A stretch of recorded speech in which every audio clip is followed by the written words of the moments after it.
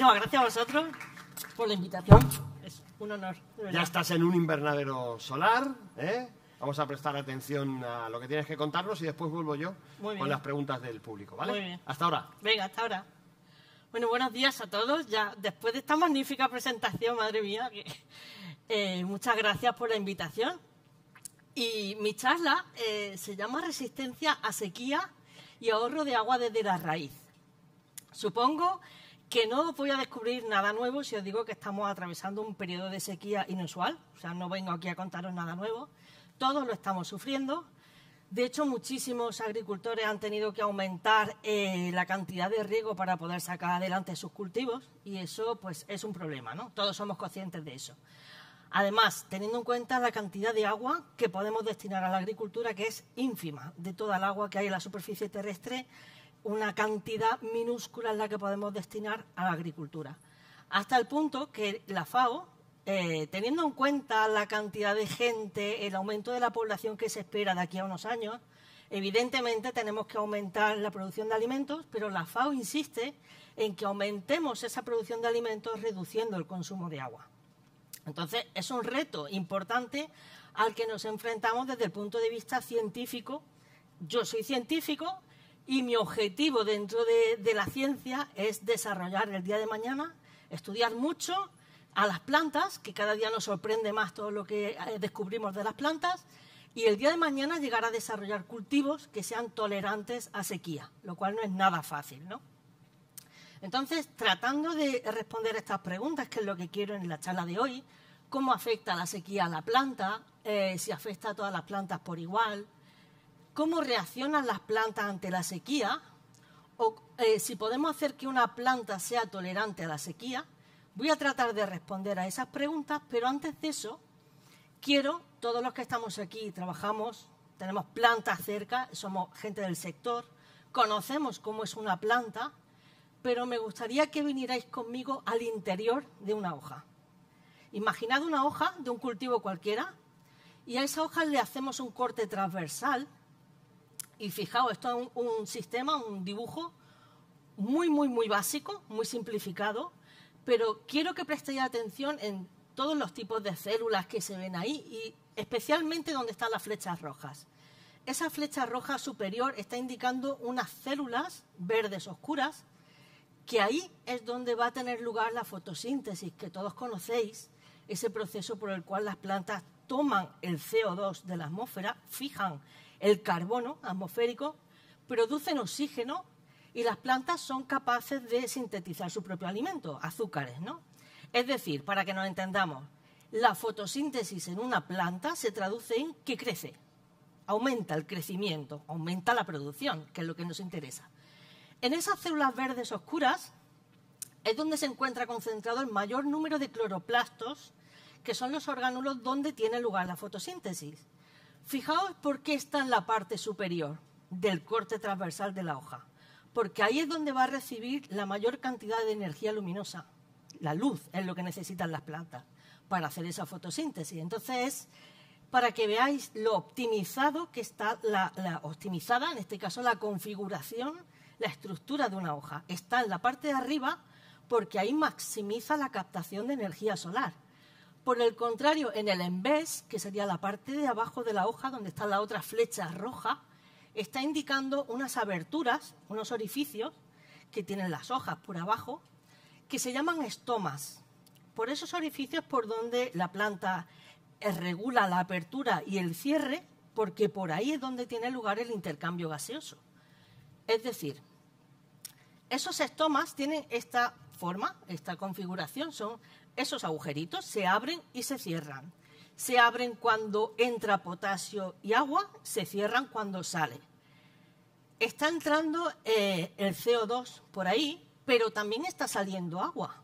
Es decir, cuando la planta nota que está escaseando el agua en el ambiente, una de las primeras reacciones que va a hacer, una de las primeras respuestas es cerrar un poco esas compuertas, porque su objetivo es que si hay poca agua afuera, no quiere perder la que tiene dentro.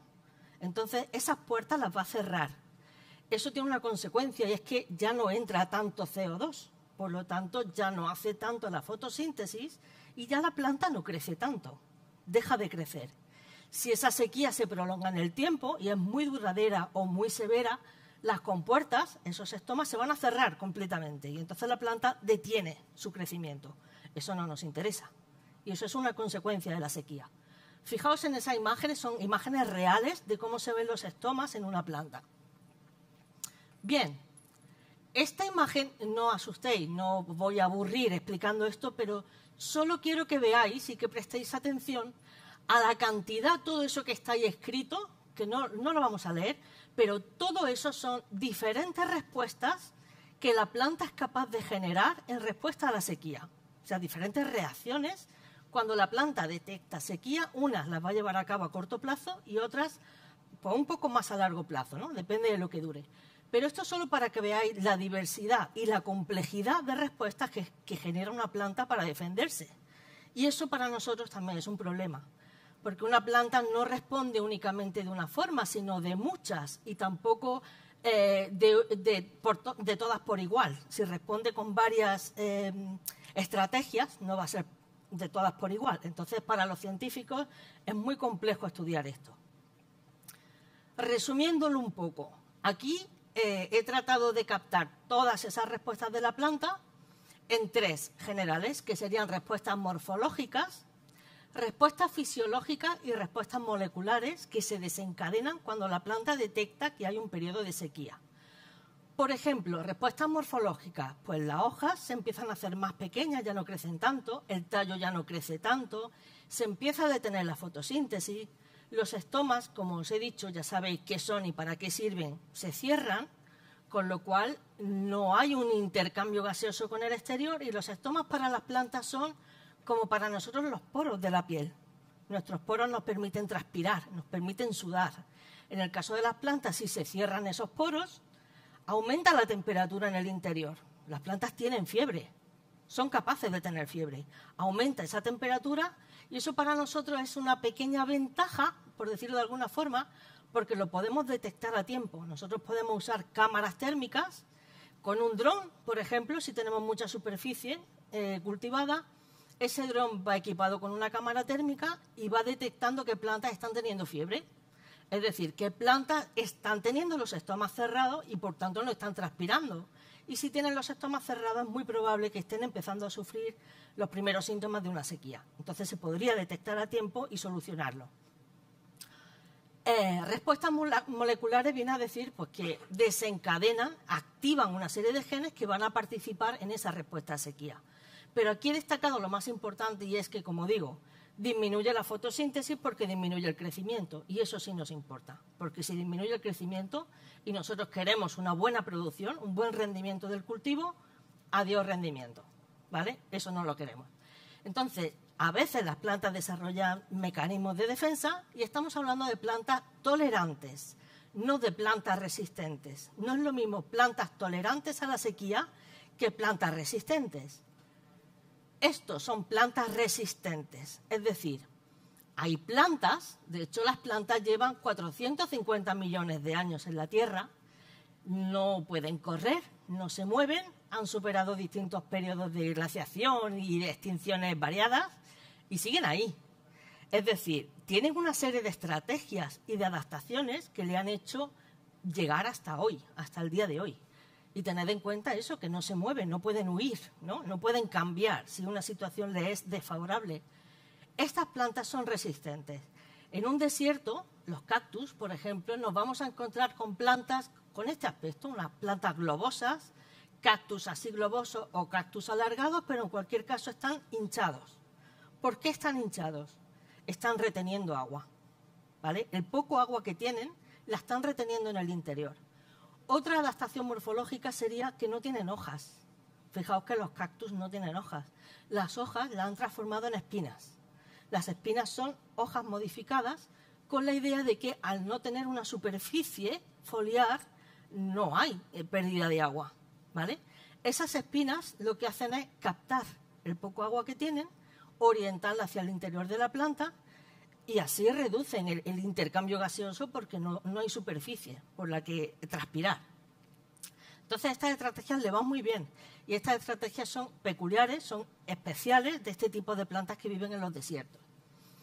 Podríamos decir a ver, nosotros podríamos hacer plantas de este tipo, o cuál podría ser la estrategia metabólica que siguen estas plantas para seguir sobreviviendo en esas condiciones tan duras. Pues fijaos, la mayoría de las plantas, el 80 y pico %, tomate, pimiento, creo que el arroz también, la mayoría de los cultivos pertenecen desde el punto de vista científico o bioquímico a un grupo de plantas que se llaman C3. Da igual, eso no vamos a entrar en eso. Pero ¿cuál es la característica de estas plantas? Esta. Vosotros sabéis que durante el día, esto lo hemos aprendido desde niños, durante el día las plantas abren esos estomas, porque necesitan luz para la fotosíntesis, abren los estomas, entra el CO2, lo fijan, lo transforman en azúcares y en oxígeno, y este es el proceso de fotosíntesis. Eso es lo que ocurre normalmente. ¿En qué se diferencian los cactus y algunas plantas también como los cactus, pero son plantas de cultivo como la piña, orquídeas, la pitaya, también tiene este tipo de metabolismo? ¿Qué es lo que hacen? Pues no abren los estomas durante el día, los abren por la noche. ¿Por qué por la noche? Porque hace menos calor. Si lo abrieran durante el día, perderían, porque con esas temperaturas que hay en un desierto no les interesa abrir los estomas durante el día. Se morirían, se cocerían de calor. Entonces lo que hacen es lo mismo, pero lo trasladan a la noche. Abren los estomas por la noche, toman el CO2, realizan una fotosíntesis, todo igual, pero durante la noche. Bueno, de hecho, ese CO2 lo acumulan durante la noche y ya el resto del proceso de fotosíntesis continúa durante el día. Pero abren los estomas durante la noche por dos motivos. Porque hacen menos calor y evitan esa pérdida de agua, y porque, bueno, es el tipo de metabolismo que tienen, ¿no? Entonces podríamos decir nosotros, ¿podemos hacer plantas que sean capaces de regular esa transpiración? La transpiración en general. Bueno, aquí es donde entra la ciencia y ya os hago yo un spoiler. No, o sea, es muy difícil, dificilísimo. Fijaos, tenemos 3 problemas principales. Muchos cultivos, sobre todo la mayoría de los cultivos de invernadero, como sabéis, no están adaptados a poca agua, no suelen estar adaptados a beber poca agua, necesitan más agua. No podemos hacer que sean plantas CAM, que es el nombre que reciben estas plantas de desiertos, que tienen ese metabolismo diferente. Es un mecanismo muy complejo, como he dicho antes, que depende de muchos genes. Si solo dependiera de uno, tocamos esa tecla, tocamos ese gen y ya está, magia, solucionado. Pero es que no es así. Depende de muchísimos genes y no todos funcionan y no todos funcionan por igual. Entonces, desde el punto de vista científico es muy complejo. Y por último, la respuesta a sequía es muy costosa energéticamente. O sea, una planta que de forma natural no es tolerante a la sequía, que de repente la hagamos tolerante, podríamos llegar a hacerlo, pero el rendimiento se vería afectado. O sea, hacerla tolerante y hacer que produzca muchísimo, eso sería lo chulo, ¿no? El reto desde el punto de vista de la agricultura, que es en lo que yo trabajo. Entonces, ¿qué es lo que hacemos? Pues como científico, yo trabajo en un laboratorio. De hecho, toda mi vida he trabajado tratando de entender los mecanismos que hacen que las plantas sean más tolerantes a sequía. Y actualmente tenemos 3 estrategias en mi grupo de investigación. Yo trabajo en el Instituto de Biología Molecular y Celular de Plantas de la Universidad Politécnica de Valencia. Esas 3 estrategias son unas de ciencia básica, otras de ciencia aplicada.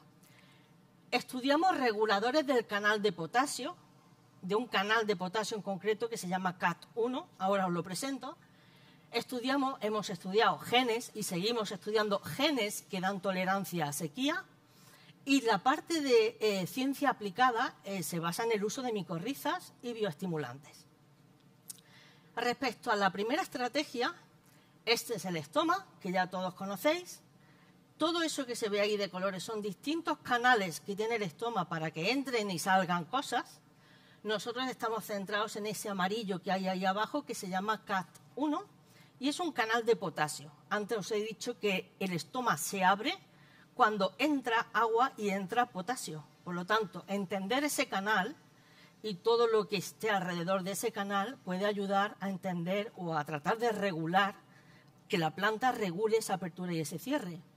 De hecho, en nuestro laboratorio se han identificado 14 proteínas, 14 genes, que interaccionan con CAT1, de manera que se interaccionan con ese gen posiblemente lo regulen, y el objetivo final, pues, entender esa regulación y hacer plantas que tengan una mejor capacidad de hacer un uso eficiente del agua.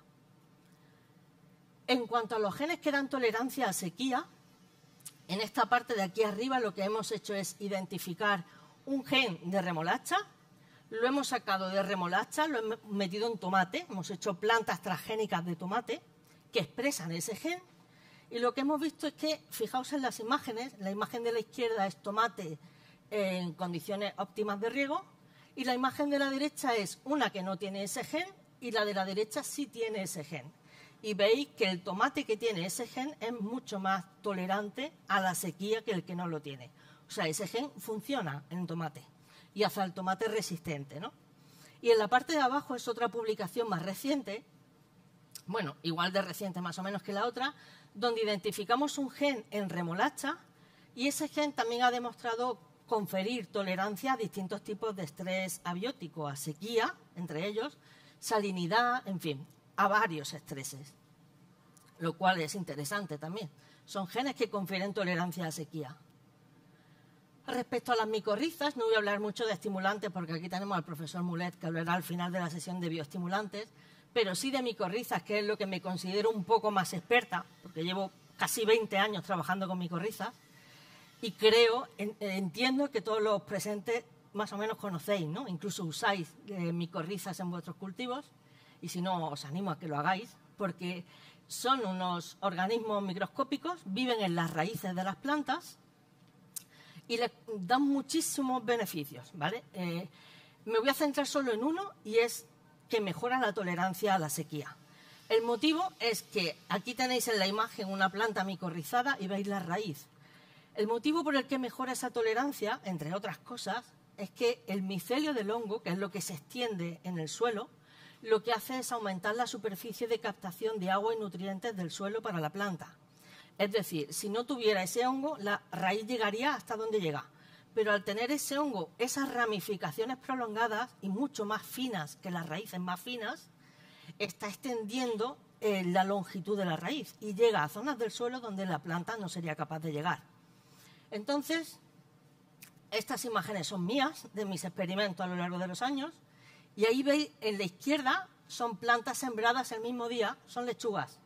Yo he trabajado con lechuga, con tomate, con pimiento, berenjena, arroz, soja, maíz, con un montón de cultivos, y he probado las micorrizas, ¿vale? Las micorrizas funcionan. Esa imagen de la izquierda es lechuga, la de la derecha es tomate, y no sé si captáis la diferencia entre tomate sometido a estrés hídrico que no tiene micorriza y tomate sometido a estrés hídrico que sí la tiene, y veis la diferencia del crecimiento. Ya os digo, sembradas todas el mismo día, ¿eh? Y abajo también veis tomate, la diferencia del crecimiento del tomate y de tolerancia, y arroz y una raíz, un cepellón donde no hay micorriza y el de la derecha que sí tiene micorriza. Lógicamente, a lo largo de todos los años de investigación, yo no he descubierto que las micorrizas son beneficiosas para las plantas, eso se sabe desde hace muchísimo tiempo. Lo que sí he contribuido es a dilucidar los mecanismos fisiológicos, moleculares y bioquímicos que están implicados en esa tolerancia, eso sí. De hecho, aquí hay algunas de mis publicaciones, de bastantes publicaciones relacionadas con el tema, y esas son algunas de las que han recibido mayor cantidad de citas. De hecho, hoy en día son de las más citadas dentro del área. Vale. Casos de éxito de plantas que hayan sido tolerantes a sequía. Pues sí los hay. Es muy difícil que haya, porque ya conocéis todos la regulación compleja de hacer una planta transgénica en la Unión Europea, pero sí hay casos de éxito, no en la Unión Europea, obviamente por el motivo que acabo de decir. Pero tenemos maíz, que ha sido desarrollado por Monsanto y por BASF, que es un maíz tolerante a sequía. Tenemos una caña de azúcar que ha sido desarrollada por Persero en Indonesia, está aprobado su cultivo en Indonesia, que también es tolerante a la sequía. Y tenemos trigo y soja también tolerantes a la sequía. Distintos mecanismos, digamos que han tocado distintos genes, pero en todos los casos la respuesta es la misma. Son plantas de cultivo tolerantes a sequía. Vale, ya para ir terminando, lógicamente, hemos empezado hablando de sequía, de la importancia que tiene este estrés para los cultivos, para todos los cultivos, y no en vano también tiene importancia porque ha acabado con varias civilizaciones. Aquí os pongo el ejemplo de algo que se llama Evento del Kiloaño 4.2, que yo no lo conocía, no sabía que tuviera ese nombre, pero fijaos que en un periodo de 100 años, en el 2200 a.C., una sequía, un periodo de sequía de 100 años, hizo que colapsaran 3 civilizaciones. La del Antiguo Egipto, la civilización acadia de Mesopotamia y una civilización asiática. De hecho, también se dice que la cultura maya y la isla de Pascua también colapsó por culpa de una sequía.